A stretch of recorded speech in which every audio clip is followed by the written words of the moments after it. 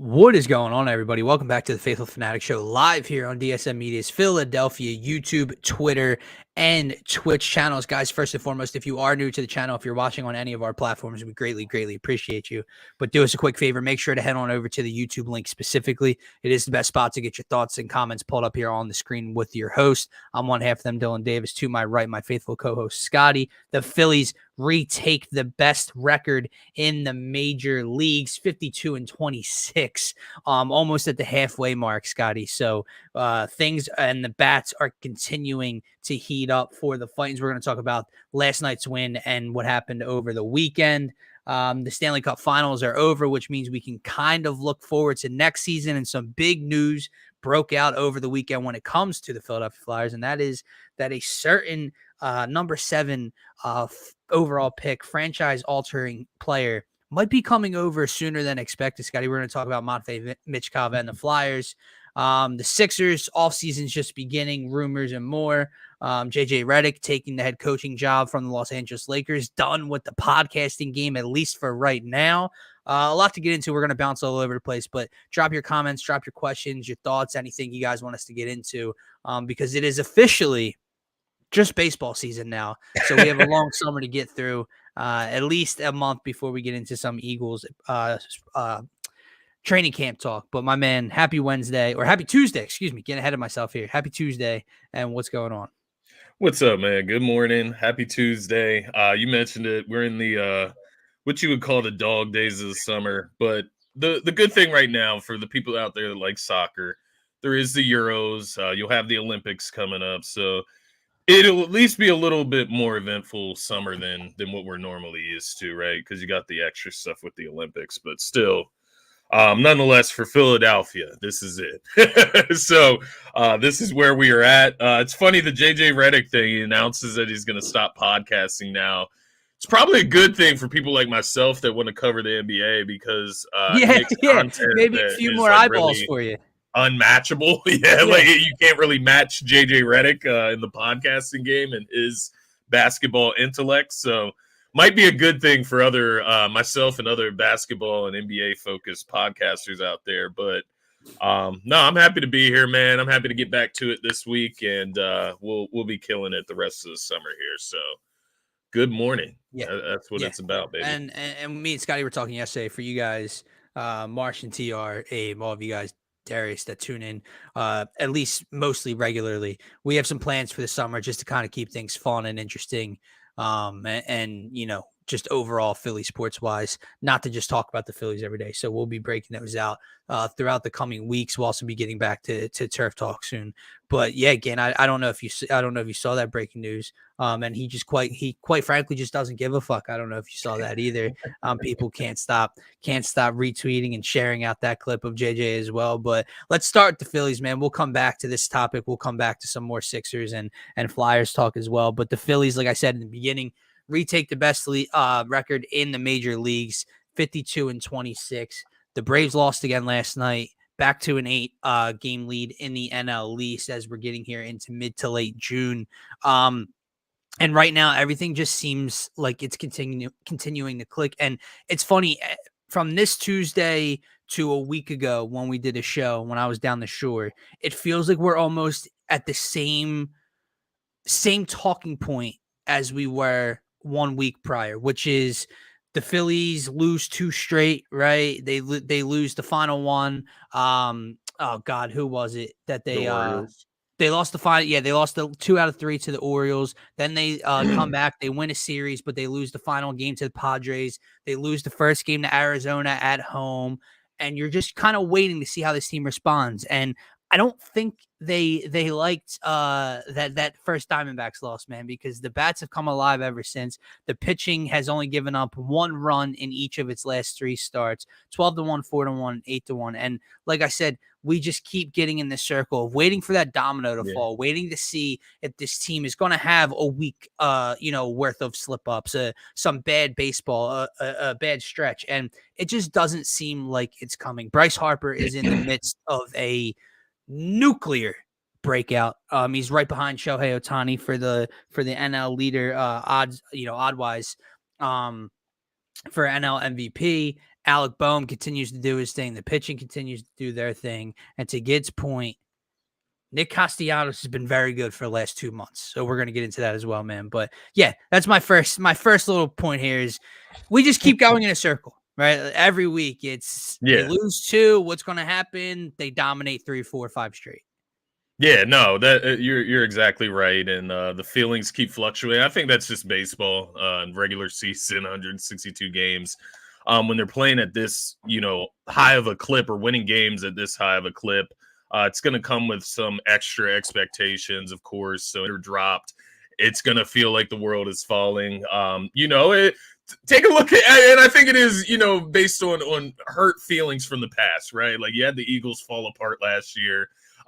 There are recent happenings in Philly history and so sports history. Pain, yeah. It can happen, right? Like we know that a massive downfall can happen despite having a massive amount of talent like the Phillies do. Now, do I think that's going to happen? No, I wouldn't predict that. But to your point, I think right now, last night was kind of like an exclamation point on we're playing some really good baseball right now. You know what I mean? Like it was just kind of like the in-your-face performance that they kind of needed to have. It's been a little while, right? But you mentioned Bryce Harper, 3 for 5 last night, a home run, 2 doubles, 5 RBIs, just ridiculously filling up the stat sheet. Then you have Boehm right behind him going 4 for 5. He cranks one in the first inning. They're up 4-0 in the first inning, by the way, just coming out and taking control of the game. Before recording an out.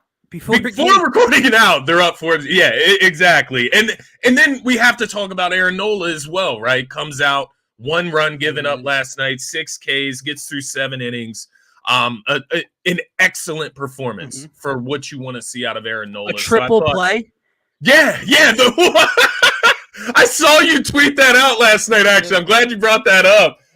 Because, add that to the list of, like, just wild-ass accomplishments to this that this team has been able to put together, man. But you mentioned it. They retake the best record in baseball. They are now obviously still ahead of the Dodgers, the Brewers, and the Braves in the NL. They're right where they want to be. You're gonna once again you'll get JT back at the at some point this season. You'll get some reinforcements around the trade deadline to make the team better as well. I will say I was looking because you said we're waiting for that one week where they just like drop a few games or make a few mistakes that make us look at them a little bit differently. Just looking through the schedule coming up, I know we just went through a tough stretch, but July is going to be a killer month when it comes to competition. You got the Cubs, obviously they're not world beaters, but then you go Braves, Dodgers, you got the Athletics, Pirates, then you finish out the month with the Guardians and the Yankees as well. So you talk about the big month, man. I mean, 2 teams right behind you in the league race, right? Yeah. Or in the MLB race, right? And then you get the 2 teams right behind you in the NL. So yeah, you're talking 4 of the top 7-ish teams right now outside of you in the major league. So it is a big month, man. So we'll see how it continues to play out. But I mean, I'm looking here. Bryce Harper's 10 for 20 over his last 5 games. He's hitting 500. He's got he's got a 5-game extra base hit streak. Like you said last night, 3 for 5, 5 RBIs, another home run. He's hit he's hit 4 home runs in his last 5 games. He's got 10 RBIs. And he struck out twice. So he's on an absolute heater. Yeah, it's unbelievable, really. If you got, but there's no accountability. He doesn't hustle.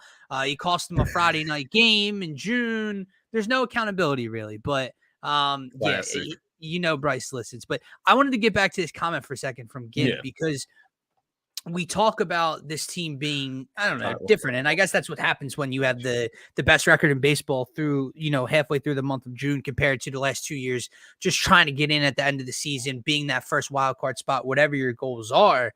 And I want to ask the people watching again too, does this message itself make this Phillies team, make their perception different than years past, going all in? Being all about business. Because I promise you, Taijuan Walker is not hurt. Taiwan, there's nothing wrong with Taiwan Walker's finger. This is who he is. Taiwan Walker is hurt. Taiwan Walker got sent. My point is, in the past, if there's been a fourth or fifth starter, if there's been a guy in the field, they get. And listen, Taiwan had a pretty long leash, but they get an even longer leash. And Rob sticks with his guys. And he got, Taiwan's got the contract. He's got the money. That type of money. Is Middleton and Dombrowski okay with eating that for the moment being? And the answer is obviously yes. Taiwan Walker hurt, goes on the IL. Spencer Turnbull has taken his place on Wednesday night, getting his first start back since then. It makes them feel different, right? It makes them feel like they know what the objective is and what they're trying to accomplish. And this is the best roster. This is the best rotation they could put out there. Against Connor. Coming back a different guy. This is the same guy that publicly made comments about his manager because he was pissed off he didn't get to pitch in the postseason last year. It's the same dude. The Phillies right now have a almost generational stat line from their starting rotation. The four of Sanchez, Wheeler, Nola, and Ranger have equal or better numbers than the four aces did back in 2011. And Taiwan Walker's just at the back end of it, throwing out a 4.59, a 4.8 something. Every single game, it's 4, 5, 6 runs by the fourth inning. Thank God they sent him down, man. Yeah, he has a 5.6 ERA. Yeah. Listen, and then keep throwing the comments. We can literally go down the list of every single player. This is another thing. He's not a leadoff hitter.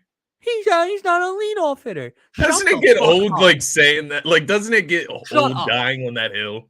Yeah, it really sucks when your leadoff hitter puts you up 1-0 in the bottom of the first or the top of the first on the road and sends a message. And it's not just this, TR. I'm actually very happy that he brought this up because the thing in the past with Schwarber, and it's early, we know this is his month, but he could cool off in July, August, September. We understand that it's a long season. But the thing in the past has always been, well, the power numbers are there. He walks a lot. But, man, he's going to hit 210. He's going to hit 218. He's going to hit 206. Kyle Schwarber is hitting almost 250 on the season. He's got an OPS of 826 for you, TR. Let's see where that ranks on the Phillies real quick. Let's see. Bryce is obviously ahead of him. Boehm's slightly ahead of him. Trey's ahead of him. And I'm not going to count Cody Clemens in his 17 games played. So you have 3 Phillies, which are Trey Turner, Bryce Harper, and Alec Boehm, who have a higher OPS than Kyle Schwarber does at the moment. 250 average. Yeah. 17 home runs, 49 RBIs. It's a bad leadoff hitter. And it's Kyle Schwarber, too. You know what I mean? It's Kyle Schwarber, the leader of the team. It's not just his numbers that are even better than what they've been in the past, from an on-base percentage. But when you're looking at Kyle Schwarber, the leader of the team, when he's cranking, this team is fucking rolling. It's steamrolling. So it's great to see him looking confident. It's just such a tone setter, man. You go to Fenway, you go to Camden Yards, you're playing the Orioles, whatever the case may be. And you open your lineup lineup with the top of the first, second pitch of the game, he sends one 425 feet. It's a tone setter for the rest of this lineup. And I also want to throw this out to you. I don't know if you remember when we did our season preview show. And I forget if I predicted it, but we talked about the what if scenario. And that what if scenario was, what if Bryce Harper leads this team in home runs? He's doing that right now. He's on pace for, I believe, over 45 home runs this year. Not saying he gets there, but that's what he's on pace for. Again, it's just a different level that this team can reach when that dude is doing those things, if that makes sense. I know that sounds like a very generic statement, but when he gets a full season under his belt to go into the postseason, because he has not, he has not had that. Maybe any year since he's been a Philly before his first year or so. Let me look it up really quick, just from a games played standpoint. Yeah, I mean, I know obviously last year he missed the start of the season. You had the year before that when he what's the name? Got hit in the hand by Blake Snell. Right. Um Right. his MVP year, I believe he missed time. So yeah, like he hasn't had a true fall season in a Phillies What? uniform since things have really kind of mattered. 2022 was when we went to the World Series, right? Yes, yes. So he played 99 games that year, had 370 at bats. Last season, 126 games played, but I believe he missed the tail end of the He season, or missed is the that very beginning because he missed like the the first month beginning or of the two because of season? Tommy John, and then I know he Okay. missed time in the middle too. And then before that, yeah, so I mean he played almost every game his first season. Right. 58 games his second year, Because of COVID. 141 in Yeah. 2021, 99 and 22, Right. 126 So last year. since the Phillies have kind of been relevant, have been making a World Series push, Bryce Harper has missed what? At least 30 plus games. 63 games and then yeah, almost 30, 40 games last Yeah. year. Um yeah, give me a full season of Bryce Harper. Him and Alec as well. Dude, Feeling it's himself. this yeah, I don't know. Trey Turner comes back, steps right in, couple multi-hit games, sends one 500 feet. Nick Castellanos sends one, maybe the furthest I've ever seen a ball hit to left field. It's at Citizens Bank Park. He has a 4 for 5 night with a walk-off hit last week. Um, just continue to go down the line, right? Zach Wheeler dominant the other day. Ranger Suarez continues to be dominant. Continues. Sanchez. Aaron Nola. I mean, Aaron, I saw a stat last night. Aaron Nola has like a 3.13 with a crazy strikeout to walk ratio and a good and like a 101 whip. And that is good for fourth best in the Phillies rotation right now. It's fucking crazy. It is. It's it is crazy. crazy though, but that's you know what I mean? That's what we're working with right now. Yeah. To your point about Nick Castellanos, because I know you wanted to talk about him a little bit here as well with the Fightins. And obviously Nick Castellanos, and getting commented on it earlier, but he's a polarizing figure in Philadelphia. He has some horrible, comparisons that he's been compared to in the Philadelphia sports scene. I'm a victimizer of that, right? Like I've done that. I've compared him to Tobias Harris for God's sake, and I don't think he is that level. I think we see that now that he is not that level, and he comes with a lot more swag than a Tobias Harris as well. But I wanted to throw that to you, man. Just what you've seen from Nick Castellanos, like the read on him from the fan base as a whole, like.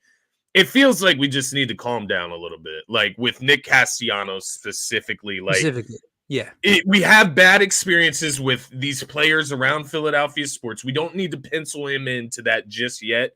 He's had a great parts of postseasons. He's had horrible parts of postseasons. He's had great parts of seasons. He's been an all-star.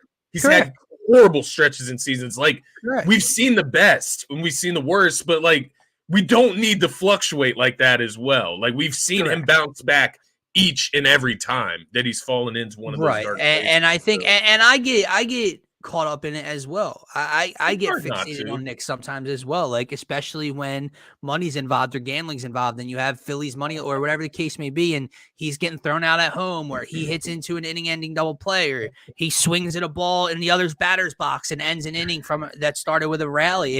It is frustrating, and I think that's where people get so kind of annoyed with him. It is the inconsistency, but to your point. I think we just have to realize that's what it is. Like he's going to be an inconsistent player for you. Is it this? Is it that he is not pleasing to like a baseball purist's like eyes? He's or very like watching a baseball game? He is a very unorthodox player in the batter's box. It's a good way to put it. He is the skinniest, slow athlete I've ever seen in my life. He's he's an odd guy to watch, man. But when that barrel connects, special things can happen, and I think you're seeing that right now. You saw it in the Brave series, in the postseason last year. I think here's what it is with Nick. To TR's point, he barely makes errors in the field. He's got 3 or 4 walk-off hits this year. He's the only Philly to have played every game so far this season. He never gets a day off. He's the guy, if we're being honest, that gets moved up and down the pecking order in the Yeah. lineup when injuries occur. He's hit anywhere from 2nd to 7th this season. He doesn't complain. He goes out there and will hit anywhere. JT and Trey are out. He'll hit 2nd. They come back. He'll hit 7th behind Bryson Stott. I just think that, I think that people just don't want to accept the inconsistency. And that's fine. Like we should never accept shitty play. We should never accept the cold streaks, but it just is what it is at this point. And if we're being fair, he had an atrocious 30-game start to the season. And since the end of April, beginning of May, he's been a very solid hitter in this Phillies lineup. He's hitting around 260 since April 30th or May 1st. He's hitting, since June something, he's hitting like 270 something. Since April 30th, his home run and RBIs are on pace over a full season for like 34 and 103 or something. So he's been solid over the last 2 months. It's just we get so caught up in the double play, in the swinging out of the zone and extending and striking out and the things like that. And then, it's just the perception of Nick Castellanos is weird here, man. And I think maybe, and I hate to bring this point up, to like validate like Spike or Howard-esque and what they said about Bryce Herbert, because it wasn't the time to put that out there. Correct. Really never a time when Bryce plays at the level he does when he's healthy. But when you look at it compared to Nick Castellanos, like if Nick Castellanos doesn't run out the bases, right? Like he will get called out every single time, and he'll get called out even when he doesn't do something wrong, right? Like, I don't know. I think it is one of those things where I don't know if all fan bases do this. I'm not going to sit here and like pick on Philly. I think fan bases are very similar across all sports, but I think we fixate on one player that is this polarizing guy. Tobias Harris was that guy. Ben Simmons was that guy before him.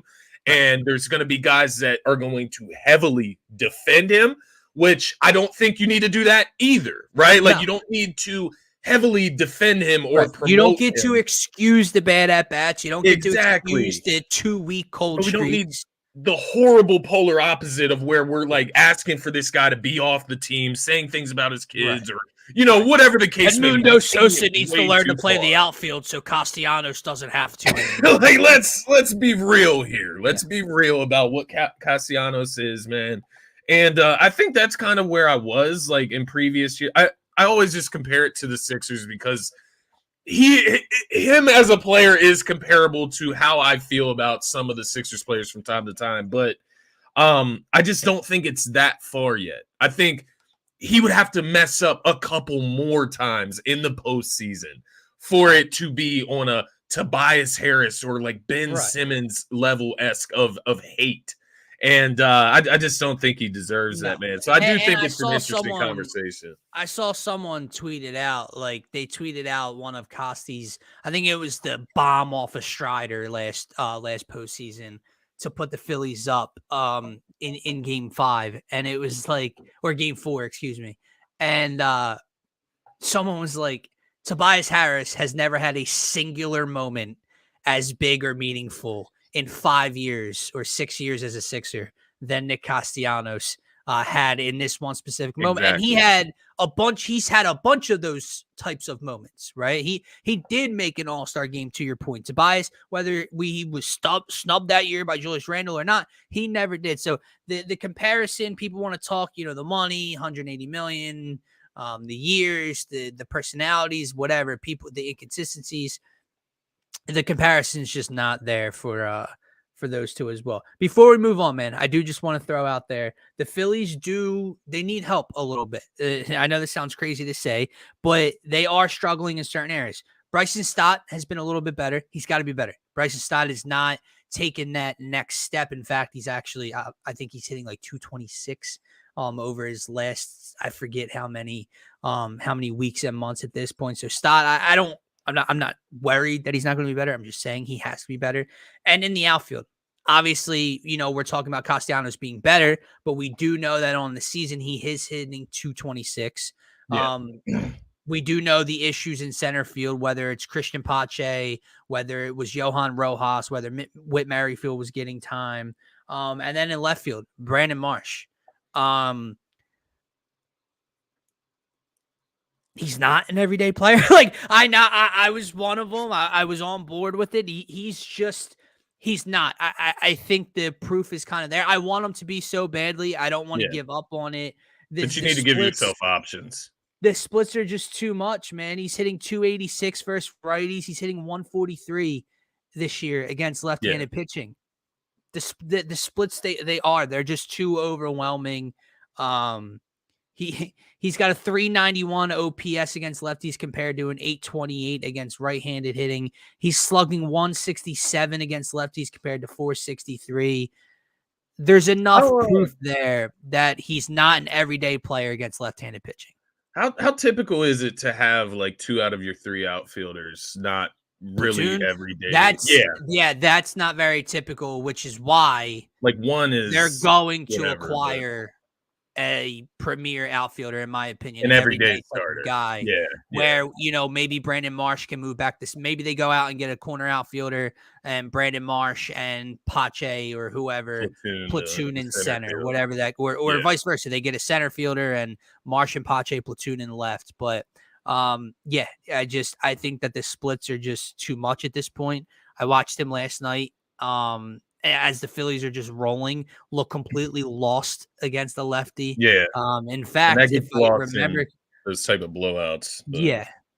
So those are just two guys, 2 spots in the lineup that have to be a little bit better. And then obviously you're missing JT right now. So whether it's Stubbs or Marchand, you're losing production from the catcher spot as well. And with all of that said, they're still winning ball game after ball game and doing it in dominant fashion. Best team in baseball. Yeah, I did want to point out to you for the Castellanos propaganda. 7 straight games with a hit recently. So 7 straight games with a hit. 15 out of 20 games in June that he's had a hit so far as well. So yeah, definitely turning the corner in a sense with some consistency here. So let's just hope he can keep it up. Hope the Phillies can keep it up. And like you said, make some improvements here to solidify you and further put yourself ahead of everybody for the rest of the pack. So that should be the goal, think man. I went back. I'm in his game log looking through this, and it's like if you could just eliminate the Baltimore series, but I think this is where people get so fixated, right? The Baltimore series, he went 0 for 5 with a K, 0 for 4 with 2 Ks, and 0 for 5 with 3 Ks. There are moments where it's very bad. It's very tough to watch, but then he bounces back after that, 2 for 4, 4 for 2. And there's 2 sides of that because it's the Orioles, right? That's the one of the other best teams in baseball, right? And to see him go out, you can look at it 2 ways. You can look at it, it's the Orioles, they're one of the best teams in baseball, or him not showing up against the best opponent. But here it is. Okay. Was in Baltimore. In his last 82 at-bats since June 1st against the Cardinals, he's hitting 268 and slugging 831. So, again, it's been a lot better. And I think that's the whole point. He's not getting, I guess, that overall recognition because people, we can call it what it is. It's probably people that aren't watching every single night or close to every single night. And they go back and they see Castellanos' name, 226. Oh, my God. Then they see the strikeout numbers, and it's box score watching. Right. Yep. There's nothing to it. So we got to get out to a game here soon, man, together. We got to get out. Yeah. We're definitely going. It's hot as hell. We'll put something together. I'll be up to Poconos shortly, but after that, I'm done. The summer vacations are done for me. And then we'll have the rest of July, August, September, and hopefully playoff prices aren't too crazy to where we can get down to the bank and watch them try to bring one home. But July we have the Dodgers coming to town. We have the Guardians once again at the end of the month coming to town, and then the Yankees come to town in July as well. So Ooh. I mean, any of those series Good would be games. Yeah. dope, but like just the New York Phillies thing Yankees. Yeah, that one sounds fun. would be a lot of fun. And real quick before we move on, I want to see does that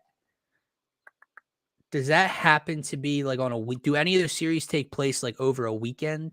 So Yankees is Monday, Tuesday, Wednesday. Guardians is over the weekend before that. And then the Dodgers is in the middle of the week. So Tuesday, Wednesday, Thursday.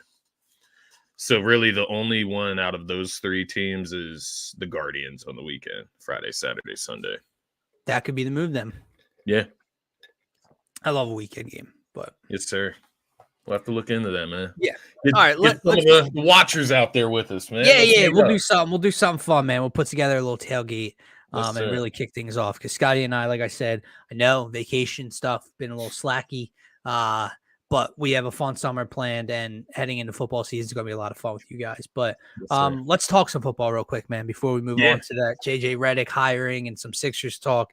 A little bit of Eagles news, I guess you could say. A report, I think it came out by ESPN's Jeremy Fowler, stating that Nick Sirianni is prepared and has already started to give Kellen Moore basically almost full control of the offense, if not 100% control of the offense, Scotty. And I've seen a couple different opinions float around social media and on Twitter. And I just want to get your thoughts on what it means. I'll give you mine real quick. I think it's absolutely the right move. I could not be more happy. I could not be more excited. I think the proof has been in the pudding over the 3 years that Nick Sirianni's been the head coach of this Eagles team. I think it's been very, very clear. Yes, Brian Johnson was awful at his job. That obviously played a factor last year, but the bottom line is year one, Nick Sirianni ran the offense. It was brutal. Shane Steichen takes over, does it in the following year in 2022 then. Yeah. The Eagles offense is humming. Jalen Hurts playing at MVP level. Nick Sirianni has a lot more say-so with Brian Johnson. The offense is putrid. I think we have enough evidence that Nick Sirianni does not belong around an NFL offense. Yeah. Yeah, I think I've all of the Kellen Moore rumors. I mean, I know obviously with Justin Herbert and the Chargers, he was good, but you go back to the Dallas years, man. In his 4 years as Dallas's OC, they averaged just under 28 points per game, second most in the NFL behind Kansas City during his 5 years. They also had the fourth most passing yards in the NFL over those 4 years as well. Yeah, I think, as we've gravitated from last season, I have kind of came back. I don't want to say in favor of Sirianni. I do understand why we've relaxed here. You know what I mean? I get it. Like, he took us to a Super Bowl, 3 straight seasons of playoff football. Like, it's hard to fire a head coach after that. I do get it, but I do agree. We cannot forget what we watched last year and take it too far, right? And I think the big understanding here is that Nick Sirianni, whether it's too many responsibilities, whether it's, novice head coaching, whatever the case may be, the inability to delegate, it doesn't matter. It didn't work. He can't be the offensive coordinator. He can't call plays. There were too many times last year and throughout his tenure where you get to like a second and third down play combination and you're just ripping your fucking hair out. And that to me tells me that, there's something majorly off. Like when we can predict what play they're going to run on a third down play where you have to have it, that's the problem. If a casual fan, or we don't have to even call ourselves casual, but the casual fan can. This is someone watching from their couch that has never coached or called plays outside of playing Madden on PlayStation 4. Right. If I can text Scotty as they're lining up and I hit send and they run identically what I just said to him, that is a fucking problem. If you can tell based off of personnel packages if this is going to be a run or pass 95% of the time, that is a problem. When there is a severe lack of pre-snap motion, that is a problem. When the screen passes are being telegraphed over and over and over again. When the playmakers are not getting the ball in their hands, when you're forcing things down the field, when you're not using the middle of the field, these were all problems last year, man. And there's too much talent across the board. There are Pro Bowlers lined up across the board at skill positions for this Philadelphia Eagles offense. And you have a dude who, yes, has to answer a couple questions this year, has to have a bounce back year, but was an MVP candidate, could have, should have been Super Bowl MVP 2 short years ago. He can, trust me, get the job done with those weapons. Yeah. Yeah, no, I tend to agree, but I think at the end of the day, what this also does, you bring in an experienced offensive coordinator. And mind you, Jalen Hurts, a couple weeks ago, there was a big deal made about the offense being 95% new. That's a good thing. It's a good thing that he has to learn that. It's a great thing for me, brother. So open up the playbook. Okay? But like the other side of it as well, though, is you bring in Kellen Moore, a guy that has had success with other quarterbacks, specifically Dak Prescott. And now, if Jalen Hurts comes out and we start to see those deep balls that are unwarranted, like that Seattle game last year, we kind of know maybe that's not Sirianni. Maybe that's some decision making on Jalen Hurts' part. Right. Like we're gonna have a more clear view, I feel, at what we're looking at. So I think it's great all around. I think it should obviously just be better holistically when you have a more experienced offensive coordinator, better play designer, better play caller. Right? It should be better anyways. I think the offense did get better in a sense. You talk about Saquon Barkley. So when you think of all these things, it's like, yes, obviously things should look great next year. But we are in a position as well. If things do go south at some point, we're going to see exactly why. It's not going to be like last year where we have these brand new coordinators that have no fucking clue what they're doing. It leaves no room for speculation. Exactly. Is this Hurts? Is it Sirianni? Is it no? If you're Jalen Hurts at this point, you're going into year number 4. Whether you've had bad coordinators, an experienced one like Kellen Moore now, whether Sirianni's been involved and he's not going to be this year, you will have had multiple different coordinators. And I'm not saying that's a good thing. That's honestly probably a bad thing. But the point is, this is the one that we expect to get the job done in Kellen Moore. If Shane Steichen could get us to a Super Bowl, if Shane Steichen and why's the defensive coordinator slipping my mind here? Jonathan Gannon. If they can get us to a Super Bowl, then why can't Kellen Moore and Vic Fangio? Yep. If we have a roster that is ready to go to the Super Bowl, why can they not get us there? I agree. In 1 year even? Why not? I agree.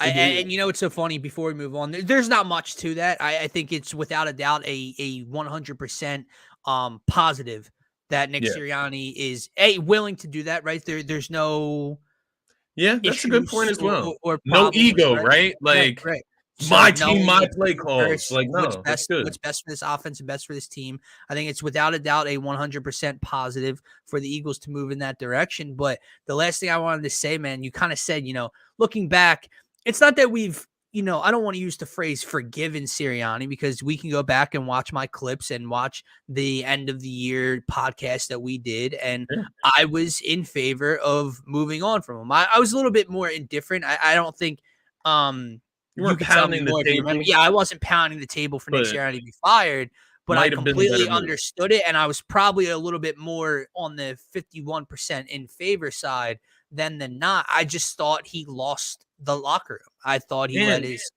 just everything get in the way.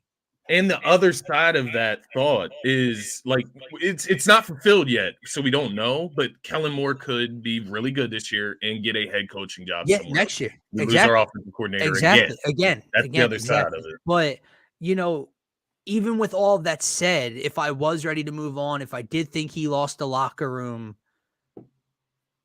I have the highest of fucking expectations this year for this team. And I know you and we've kind of had this conversation the last 3 years. We thought that Howie put together great rosters. Obviously, 2 years ago, he did just that. They got to the Super Bowl. Last year, we thought through the draft, even though what they lost through the draft, they added enough, Jalen Carter, Nolan Smith, etc. They might be better. And they get out to a 9-0, a 10-1 start, and things are looking great. But I truly, guys, I truly believe this team is going to be the best team in football this year. Now, whether that results in a Super Bowl championship coming back to Philadelphia, I do not know. There is a guy named Patrick Mahomes still out on the West Coast, still out in the AFC that might have something to say about that if he gets there, because they are the defending champs yet again. But this fucking roster is loaded, bro. Yeah. Like loaded on both sides. And I don't even think they're done yet, man. I don't either. I don't. Lingering around out there. He makes a move every August, bro. He makes a game-changing move every August. 2 years ago, it was CJ Gardner-Johnson. You just have that thought, right, that he's going to add, whether that maybe be a linebacker, another safety potentially. I don't know, but you go out and you draft Quinyon Mitchell and Cooper DeJean, and you sign Bryce Huff, and you bring back Josh Sweat and these guys, and Jalen Carter gets a second year, and Jordan Davis is dropping weight. You sign Devin White. You bring back CJ Gardner-Johnson. Isaiah Rodgers is eligible. That's all just on the defensive side of the ball with Vic Fangio at the head of the table. Yeah. I'm over the top excited for this Eagles season this summer. Man. And Saquon fucking Barkley. Yeah. Let's just sweep that on the rug. I don't know, man. I feel like I've kind of been like coasting on the Eagles this offseason just because it feels like they have done everything that I could have asked them to do in a sense, right? Like everything outside of like the Hassan Reddick shit, right? Like that was the only one where I was like, I don't know. Right now, you kind of know, like we still got to see what Bryce Huff does in an Eagles uniform. But right now, how he kind of looks right in a sense with the way things are playing out in New York for Hassan Reddick. But this team, I mean, how he just, he's going to go out and try to make this team a Super Bowl contender. It really makes you think across sports, across the NFL, like other GMs, like what the hell are they really doing? Right, man. How he makes these things right. How does he get ahead of every curve? How does AJ Brown and Devontae Smith both sign extensions under probably their market value, for sure under their market value, and then AJ Brown wants to finish his career as an Eagle. A week later, and I'm not saying Justin Jefferson isn't the best in the world, whatever, but a week later, like Justin Jefferson is signing the richest non-quarterback deal in NFL history. Yeah. Right, like he gets Jalen Hurts. He makes Jalen Hurts the highest paid quarterback a year ago in NFL history. He's now the 5th or 6th highest paid quarterback because he got that done early. Right. He's created situations for these other guys, right? The Dallas Goddards of the world, where now they have to go out and earn their next contract. So he's going to play with a chip on his shoulder this year. So you have a great mix of satisfied players who just want to go out and grind, and then the other side, guys that need to go out there and earn their last thing, to TR's point, I mentioned this to you a few weeks ago when we talked about the AJ and Smitty extensions. The other two people I think it speaks to, obviously they're a part of the organization as a whole. It speaks to the city as a whole, the family, everything, right? But this is where I kind of humble myself with my opinions from the outside. Is we can think whatever we want of Jalen Hurts, we can think Nick Sirianni lost the locker room. The bottom line is, are these dudes who seem so, I know it's money, right? But apparently it's not all the money in the world because they could go out and get more. Yeah. Are these dudes taking under market value to come back for 4 or 5 years? These offensive linemen, these defensive players, AJ Brown, all these guys, Saquon Barkley agreeing to come here. Are these dudes coming here if they don't believe in Jalen Hurts and Nick Sirianni? Like, I get it, AJ Brown and Jalen are friends, but remember last year when AJ didn't come to Tampa for the playoff game and he's ringside at Atlantic City for a boxing match the night before, and is there a strain on their relationship? Is AJ Brown signing a 4-year extension to finish his career with Jalen Hurts if he doesn't think Jalen Hurts can get him the football and they can win games together? Yeah. I'll tell you no, because again, it's not just about this, because AJ Brown could have played out his contract and gotten more from another team, from another city. And so once again, that's where I kind of limit myself. you do have to give once again that credit to Howie Roseman and Jeff Lurie and their ability to read people. Like I maybe it's all luck in who they've selected or traded for or signed in free agency over the last couple of years, or maybe they're just really good at fucking reading people and knowing Yeah. who they're bringing in house and how they're going to react to certain situations. Because the truth is there's a ton of guys around the league that just simply would not do the things that AJ Brown has done, the things that Smitty has done as far as signing those contracts early.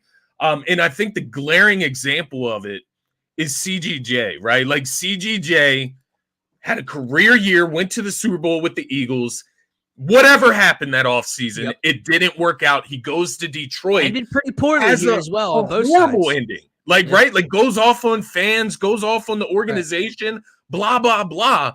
But then comes crawling back. And I'm not trying to play CGJ. It's part of the game. It's part of the business. Mm-hmm. But he did have to swallow his pride and crawl back to this organization and get a deal done where he wanted to play. He put on this visage, leaving the city and all this. He didn't want to play here. He could do this anywhere. He wanted to play here, man. He wanted to be part of this organization. I don't think it's the fans with him, right? The way that ended. It's the organization. It's the people inside that building, man. And I think that example alone is a very clear one. No one steal his car this time, please. Just let's leave the guy alone. Let's be decent citizens here. Right. Exactly. But real quick, before we do move on, I see there's over 60 people in here right now, guys. If you are watching on another platform, if you're watching on Twitch or X, Twitter, whatever the hell you want to call it, I still call it Twitter, Scotty. Do us a favor. Make sure to check out the YouTube link in our bio. It's the best spot to get your comments. Like you can see our boys, Darius, TR, Gint, hop on in the comment section here. Subscribe to the YouTube channel. We appreciate each and every one of you. Not real quick, man, but before we kind of, we'll take some questions. I like it. It's going to be a long summer. Who are you guys most excited to see on the Eagles? I mean, how do I not say 2-6, right? How do I not talk about that new shiny fucking toy under the Christmas tree that gets to just fit in between AJ Brown and Dallas Goedert and Devontae Smith? How do we not, say we're not most excited to see him? But I'm super, super pumped to see these two new young corners that they took in the draft, man, and Cooper DeJean and Quinyon Mitchell. The secondary as a whole, honestly. Yeah, we're hoping to see at least one of them be a stud, be a Pro Bowl type of corner or safety or nickel, wherever DeJean ends up playing. But if we're being honest, like both of these guys are expected to pan out. Two of the top three corners. DeJean ends up falling to the second round. We trade up and go snag them. I can't wait to watch those two kids get on the field and maybe just alter the personality of Eagles football. Alter the energy. Yeah, alter the defense, right? Like you said, that the secondary as a whole, you bring back C.J. Gardner-Johnson to put with those guys. Slay's still here. We can move on from Bradbury, hopefully, if we want to. I'm interested to see them change the personality of this team. Do you remember what it was like to watch like Sidney Brown, a fourth-round pick last season, make plays with that energy, that excitement, the willingness to like hit someone, like flying around, the pick six against the Cardinals? Yeah, like the youth, like that's what it is. It's youth. We've just watched like old heads in this secondary for so long, and I think I'm just excited to see some youth, some energy, some flying around. And to your point, specifically from the rookies, man, these are two highly touted prospects that we've got, man. 2 first-round picks, basically, that you have. And if we're being honest, neither should have fallen, right? Like DeJean, obviously the second round, but Quinyon Mitchell should have fallen to the middle of the first round. Yeah, he should have been the top 15, man. And I just think, we talk about it all the time when you talk about youth and these guys. I'm tired of watching our young guys have to start their careers with the training wheels on and watch and learn and develop. And you can do that when you have a rotation of a defensive line. Jordan Davis was a first-round pick. Jalen Carter was a first-round pick. Nolan Smith. There's guys that are going to play above them. There's veterans. There's better players. They're going to be a cog in that machine. When you have guys that can play 90 to 85 to 95% of the defensive snaps, I want to see them out there day one. And when I watch Pat Surtain come into the league, and I watch Sauce Gardner come into the league, and, before we used to watch Marlon Humphrey and Marshawn Lattimore come into the league, and we watch Micah Parsons come into the league. I watch all these young kids come in day one and be selected to Pro Bowls, be in the conversation for Defensive Player of the Year. We finally have the ability to not have only one, but two dudes that can be difference makers like this day one. Let them off the leash. Yeah. Please. I think it's very simple.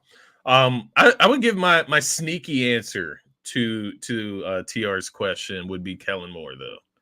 That would be my sneaky answer. I would say the offense as a whole is exciting. Yeah. I mean, you know what I want to see, man? I want to see the contrast of this team from offense and defense, because I think their coordinators, obviously from an age perspective, have a wide gap between them, right? You have Sirianni somewhat in the middle, but their coordinators feel like they take on different personalities. Kellen Moore gives off this high-flying, fun, we're going to put points on the board type of offense, right? And what have the comments been about Vic Fangio from Jordan Davis and Jalen Carter and them? He's tough. He's business. He's old school. He's this. I want to see my defense take people's heads off. Yeah. And I want to see my offense average 28 points a game. Yeah. I know you're asking for a lot, because but again, that goes back to Howie's roster construction, right? Because when you think of these teams, when you think of a Detroit Lions last year, when you think of the LA Rams, the LA Chargers, some of these teams that have these high-flying offenses that can put up points, 30 points on you, but they can't stop a nosebleed when it matters most.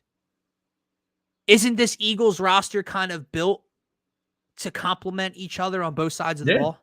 Yeah, absolutely. The reason I say Kellen Moore, though, is I do feel like part of me does feel like our offense has been handicapped the last 2 years, even having the success that we've had the last 3 years, honestly.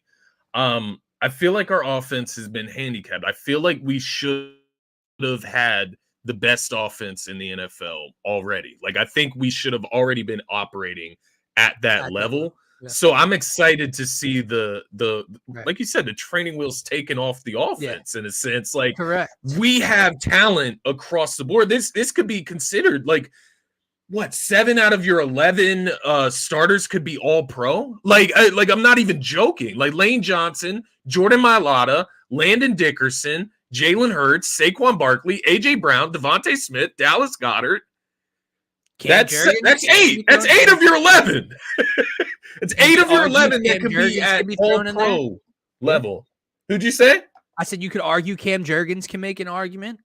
We don't. We just don't know, right? Like him starting full time. What does that look like? He looked great in a part-time role, but what does it look like full time in his natural position?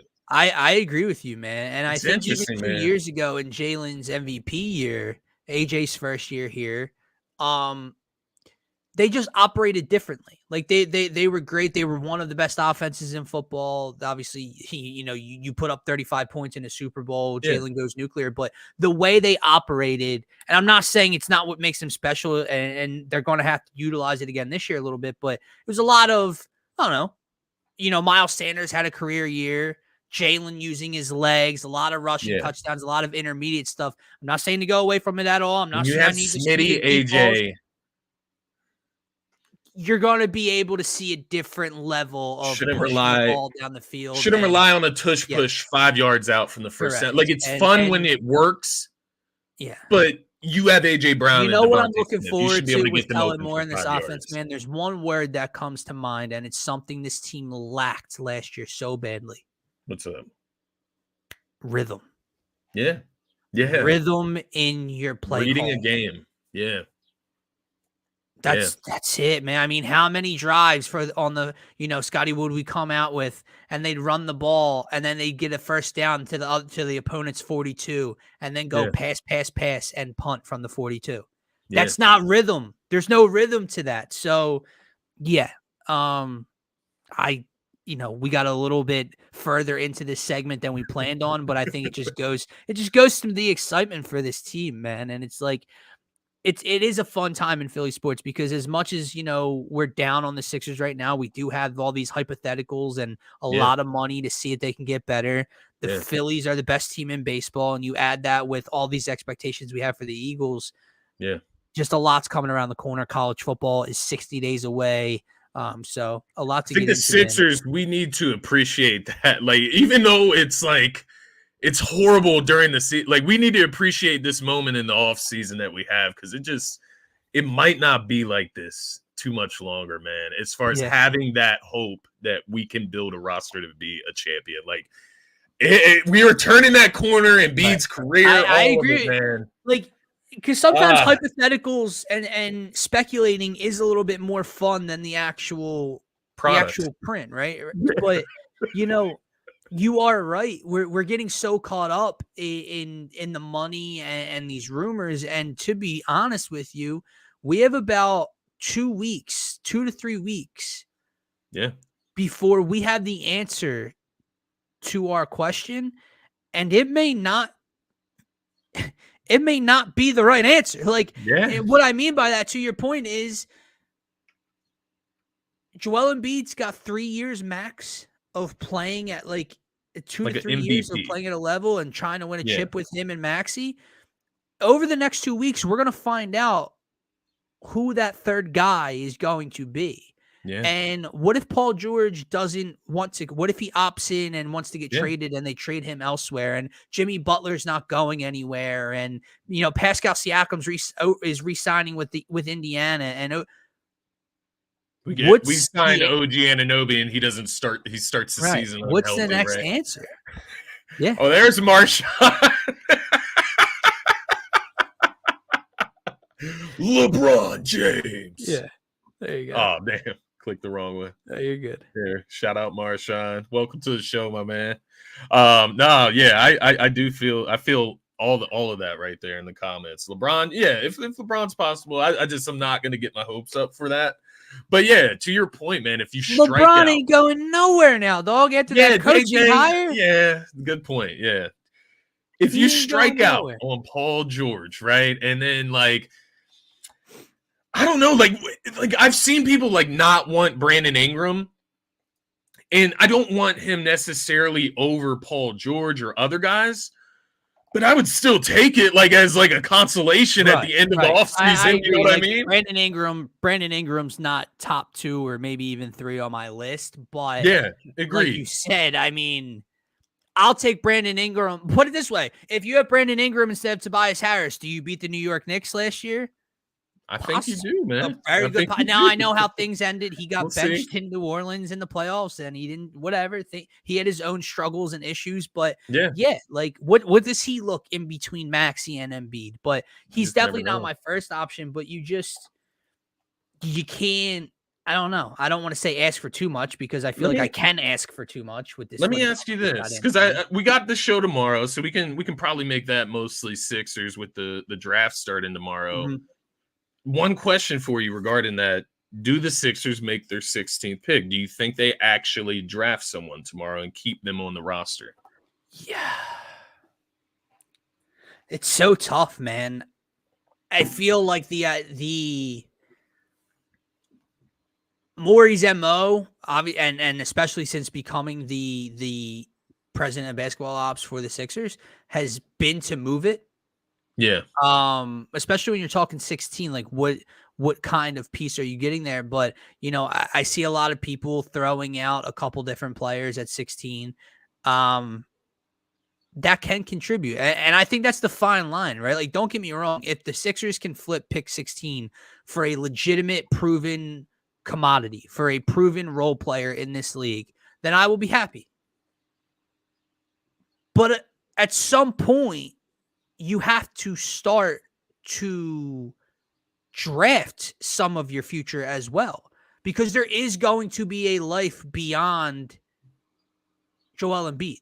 Yeah. There's going to be life's going to continue. 76 basketball is going to continue past Joel Embiid. And you can't just keep trading away draft capital and trading away picks on draft night and signing guys for 2 to 3 years every single season.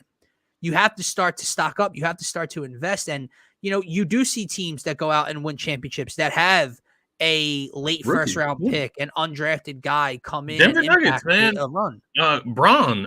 Christian Brown, whatever, right? Like he was a Christian rookie Brown. the year they won the championship, and it wasn't huge, right? Like it wasn't like you come out of the series like, man, this guy's going to be, all-star potential. It's not like that.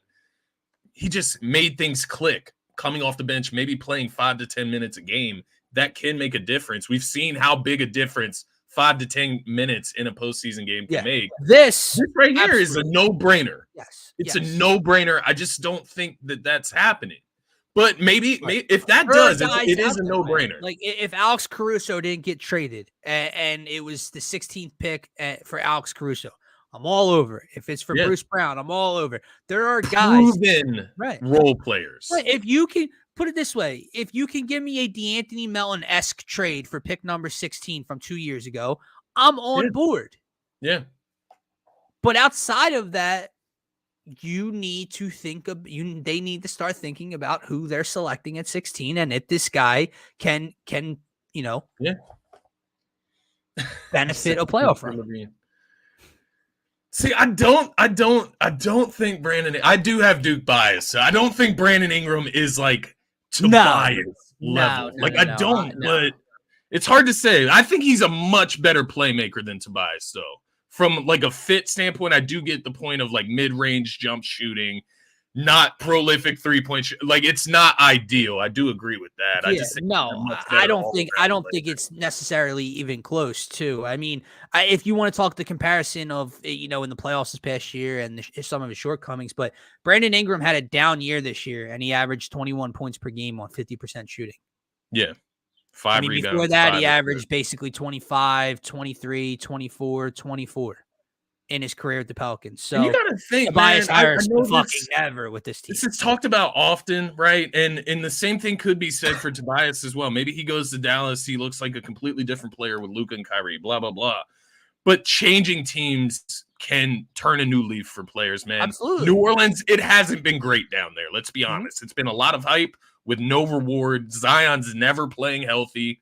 What does, you know what I mean? Like, what is he really playing with down there? I don't know, but there is a war. I just, once again, as a consolation prize, I think that's in like the B+ territory as a consolation. Like to be fair, the Pelicans haven't been terrible. Roster. They weren't terrible the last year or two, and the fit I think is terrible. Like you said, I mean, you have a 2-guard in CJ McCollum.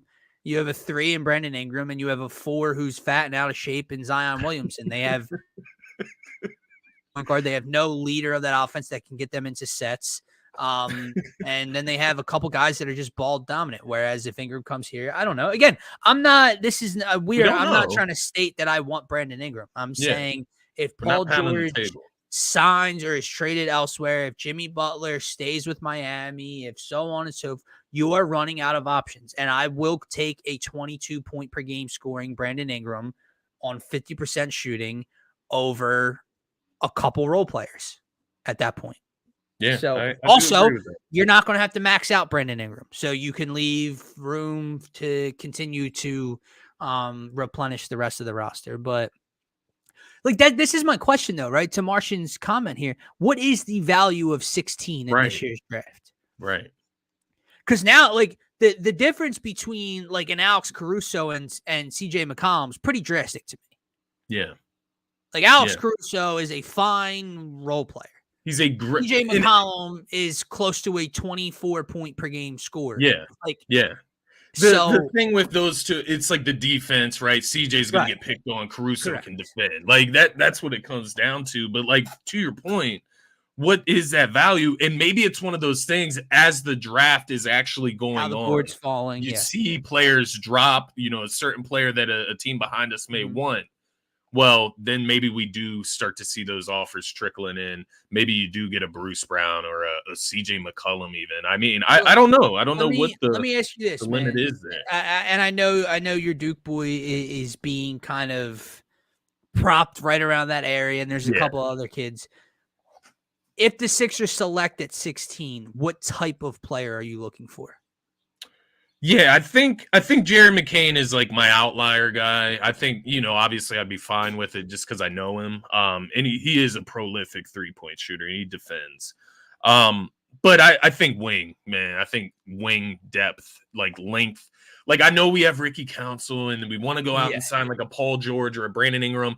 Doesn't matter. You can never have too many 3 and D. Can Dalton Connect play? Is Dalton players. Connect going to be able to play in this league? That's my question. I do think, I think he's going to cook. I think he's going to be able to score. It'll be on the defensive end, but he's athletic though. He's longer. Yeah, he's what, 6'4"?